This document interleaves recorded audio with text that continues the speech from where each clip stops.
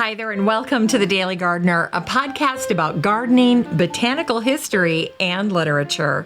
I'm your host, Jennifer Ebling, and today is May 24th, and there are just 27 days until the first day of summer. Today we celebrate an American woman who loved plants, wrote memorable verses that have stood the test of time, and became the godmother of Thanksgiving. We'll also learn about a modern writer and Pulitzer Prize winner who writes in a garden shed. We'll hear a memorable excerpt about killing slugs. And we grow that garden library today with an inspiring book about marvelous plant combinations. And then we'll wrap things up with a fun story about a gardener remembered in a rock and roll hit from 1968. But first, here's today's curated news.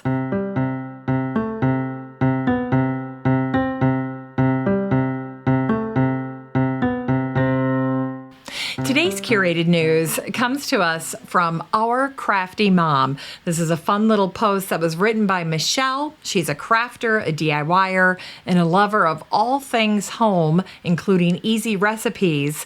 And in this post, she shares what she calls the best mosquito repellent mason jar hack with essential oils. Now, what caught my attention is that I saw the picture of this adorable mason jar that's filled with herbs and different cuttings from the garden. And Michelle starts out her post this way. She says, looking forward to summer barbecue and cookout season, but dreading the pesky mosquitoes?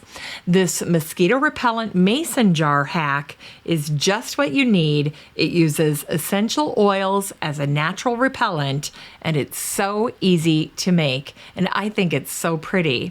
Now, the other thing I want to mention is that in this post, Michelle is using essential oils from Simply Earth, and there is absolutely nothing wrong with those essential oils, but there's also nothing wrong with using another brand's essential oils. So don't feel like you have to follow this exactly. You can certainly use whatever essential oils you have on hand from whatever your favorite brand is for essential oils. But let me tell you really quickly what goes into this mason jar so that you can understand how Michelle puts this together. And bear in mind that mosquitoes do not like citrus. A lot of insects do not care for the citrus scent, and so it's an excellent repellent. So what you'll find in this mason jar are cut up lemons, cut up limes, basil, rosemary, and or tree clippings. That makes it very pretty. There's a little tea candle that floats on top of all of this. And of course, then there's also the essential oils. And in this instance, Michelle is choosing essential oils that come from citrus. So she added grapefruit and then lemon eucalyptus. And that lemon eucalyptus is apparently the active ingredient that's recommended by the CDC as a natural bug repellent. So she puts all of this together in an adorable little mason jar, which gets filled to the top with water, and then you put a little tea light candle on top that you let float, and then you can light it, and it really is a very cute little mason jar. It would be fun to have on a table if you're having some type of outdoor gathering in your garden. You might just find that you're very inspired to do something like this for yourself. Now, of course, you can find this post along with this cute little image in the Facebook group for the show. If you need to get to it quickly, just head on up to the top underneath the header, use the magnifying glass, type in the word mason for mason jar, and this post will pop right up. And if you're not in the Facebook group, please come on over and join us. I'd love for you to be able to see all of the curated articles that I'm gathering for you. And also, I would love to get to know you and see your garden. So if you'd like to join the group, all you need to do is the next time you're on Facebook, just search for the words Daily Gardener Community, where you'd search for a friend and then request to join. There'll be a handful of questions that you'll need to answer. And then once you do that, I will admit you into the group, and then you too can share your garden, search for articles, share your passion for the garden with other listeners of the show. And as I promised on Friday, I want to make sure that I continue to welcome our new members over this past month. So I got about halfway through that list on Friday, and I'm going to continue with welcoming new members right now. Let's welcome Jody Noyce, Jean Valdez, KJ's Klein, Courtney Dunn, Lori Eisenstadt. She's a fellow podcaster and a friend, and she actually has a podcast that's called All About Breastfeeding, and it's fantastic. So if you know somebody who is breastfeeding and needs a good podcast for that, you should check out Lori's show.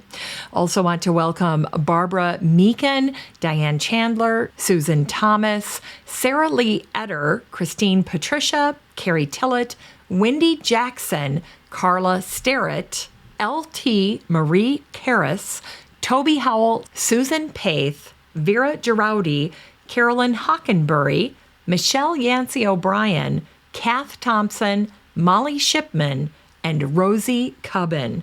Welcome, you guys. I look forward to meeting you and learning all about your gardens. All right, it's time for today's botanical history.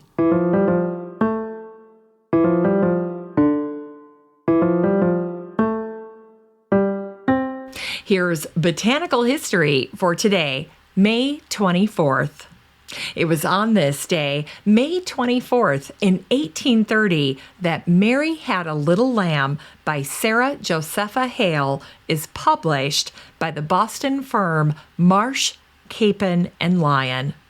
Born in New Hampshire in 1788, Sarah was homeschooled, and she attributed all of her learning and success to her mother. She wrote, "I owe my early predilection for literary pursuits to the teaching and example of my mother.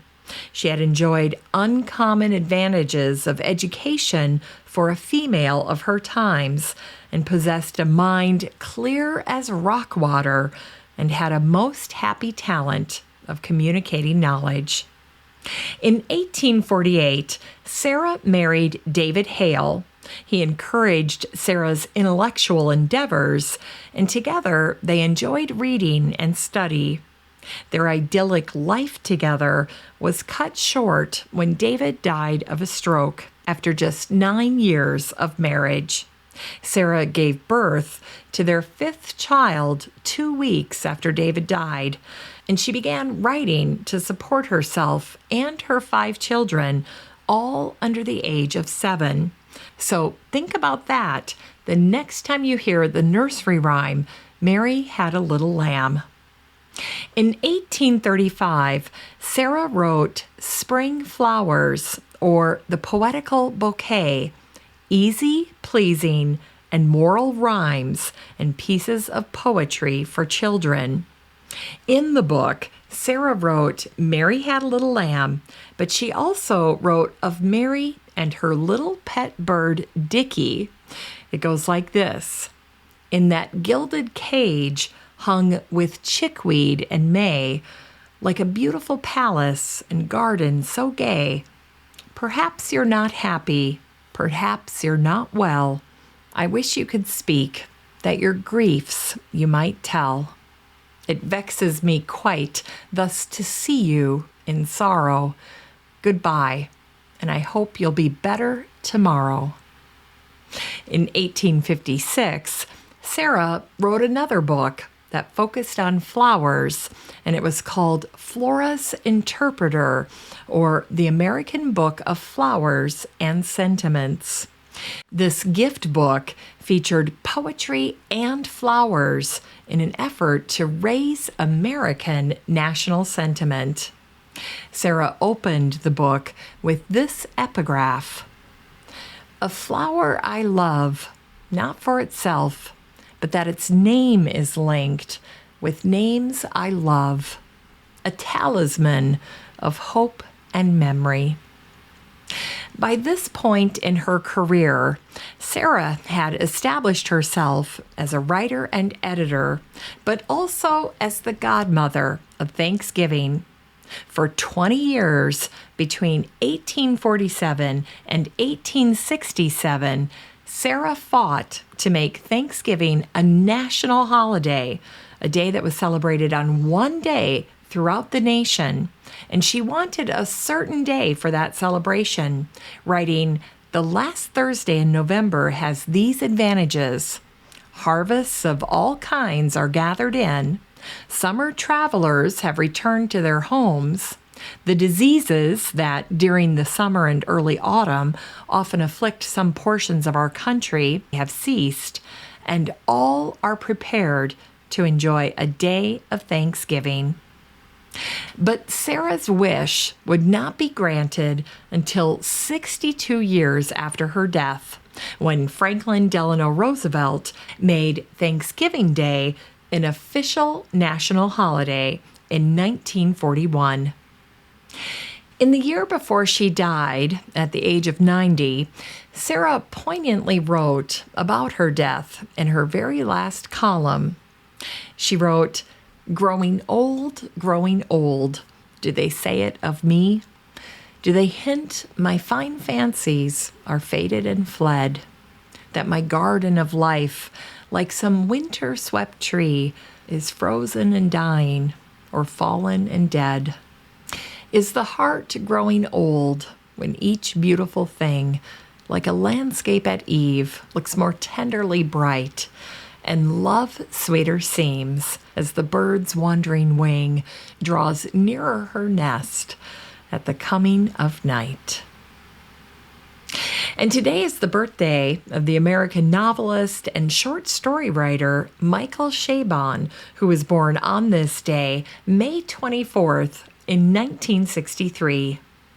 In 2000, Michael wrote The Amazing Adventures of Cavalier and Clay, which won the Pulitzer Prize for Fiction in 2001. Michael is married to the writer Ayelet Waldman, and together they have 4 children. They also have a writing studio, a little shingled shed in the garden in their backyard, a place that writers like Sir Arthur Conan Doyle, Roald Dahl, George Bernard Shaw, Mark Twain, and Virginia Woolf all used and enjoyed. Michelle Slatella wrote about Michael's writing shed for Gardenista back in 2014. She wrote, after it was renovated by Berkeley design build firm Friedman Brugmeyer, the studio became Michael's exclusive retreat and the subject of his 2001 essay, A Fortress of One's Own, in This Old House magazine. Ayelet said, "We moved to that house when I had just started writing, and I hadn't sold anything yet, so I didn't think I deserved an office." Michael countered, "Then I had terrible repetitive stress injuries and arthritis in my pinky finger, so I got an office out of the house, but that was super lonesome. So Michael said to his wife, 'Let's share.' The studio has 2 separate but open work bays. Ayelet's desk sits beneath a bulletin board that she covered with color-coded note cards, while Michael writes in an Eames lounge and ottoman. He rocks when he works." Ayelet said, "First he had a desk, but then he moved over to the Eames chair and that invalid swing-arm laptop table he has now. It's exactly like a dentist setup. He battles carpal tunnel syndrome, and this setup works for now." Now, in his book Summerland, Michael wrote about trees. He said, "Can you imagine an infinite tree? A tree whose roots snake down all the way to the bottomest bottom of everything. If you've ever looked at a tree, you've seen how its trunk divides into boughs, which divide yet again to branches, which divide into twigs, which divide again into twiglings. the whole mess splaying out in all directions, jutting and twisting and zigzagging. And at the tips of the tips, you might have 1,000,000 tiny green shoots scattered like the sparks of an exploding skyrocket. It's time for today's Unearthed Words.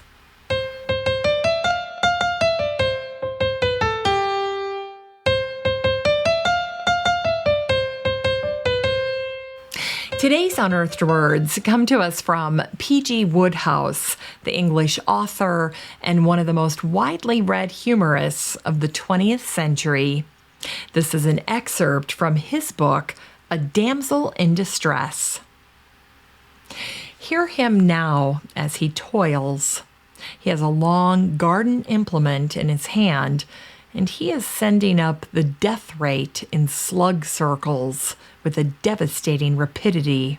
Ta-ra-ra-boom-die, ta-ra-ra-boom. And the boom is a death knell as it rings softly out on the pleasant spring air.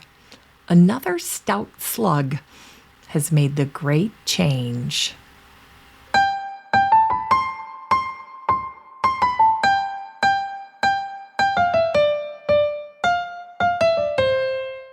It's time to grow that garden library with today's book, Plant Combinations for an Abundant Garden by David Squire, Alan Bridgewater, and Jill Bridgewater.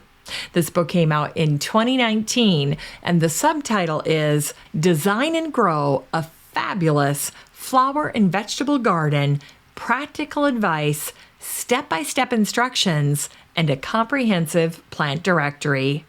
This book features over 300 photographs, illustrations, and diagrams, and it's super easy to use. It shows how to create a productive garden by offering step-by-step instructions and pragmatic expert advice. This book covers everything from starting a plot and selecting plants to maximizing space and building raised beds. And the plant directory is comprehensive. It provides information on summer flowering annuals, herbaceous perennials, small trees and shrubs, climbers, water plants, and then your edibles, your herbs, fruits, and vegetables. Then, in addition to the fantastic directory, there are also great instructions about modern day topics like how to build up layers of soil with mushroom compost, how to fight weeds by covering them with mulch, and how to protect your plants with nets, and much more. This book is 240 pages of a gardening masterclass that's packed with tips and tools for all gardeners, whether you're a newbie or a seasoned pro. It offers way more than just the suggested combinations for flowers and veggies.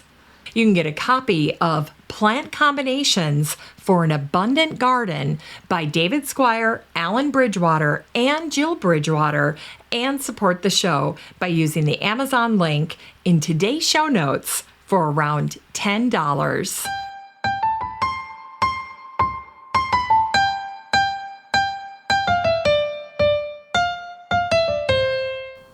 Finally, here's something sweet to revive the little botanic spark in your heart.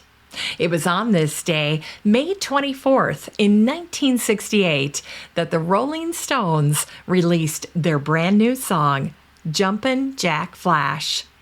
Keith Richards said that he and Mick Jagger wrote the song after staying at his house.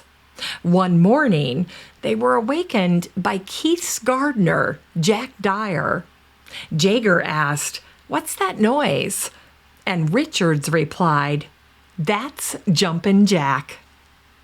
Thanks for listening to The Daily Gardener. And remember, for a happy, healthy life, garden every day.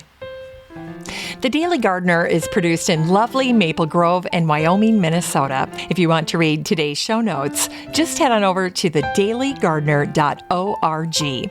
And while you're there, be sure to sign up for my free Friday newsletter.